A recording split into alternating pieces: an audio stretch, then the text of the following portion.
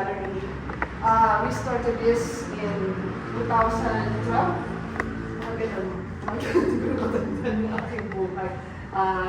But then, ito po kasi hindi namin talagang pinalan na maging gallery until my dad passed away in 2015.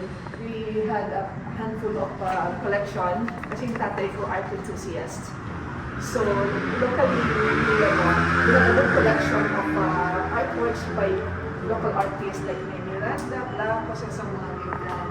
So, sabi ko wala yung daddy ko, lagyan natin yung place yung mga pyesa.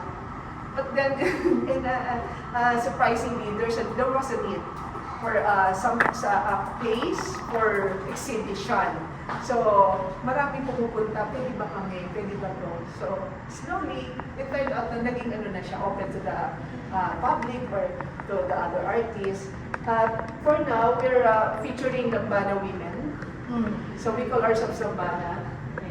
We are the first and only all-women artist group in Rizal. Ano na siya? Confirmed na. Okay. Totoo na siya. Kasi noong una Substantiated? What's the meaning of Lambana? Lambana means fairies. Fairies. Mga diwata na nakikita lamang sa bundok ng Angono. Kumbaga yung Lambana na term is very local, very Angono. So upon research, Lambana used to be a favorite theme like that one. Inspired by this artwork yan. Ito po isa sculpture na nasa behind us. Inspired by Nicon Bukanan. Lambana talaga. So even before, pinsalidad. So even before pa naisip namin Lambana, talaga palang may nag-exist sa mga artworks na Lambana as a theme, as a part of the painting. So na-confirm niya na it's very fitting for us to be called Lambana. At maganda doon, ang mga Lambana ay nagpapakita lamang sa mga tao may mabuting kalooban. Ay nagpakita ka. Nagpakita ko sa inyo. So, ayun.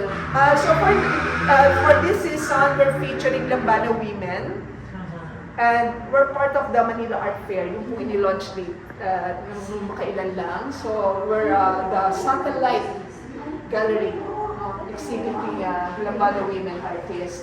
We are 18. So dito po sa poster makikita niyo ang mga styles, no? We're diversified yung styles namin from modern, traditional. Yan.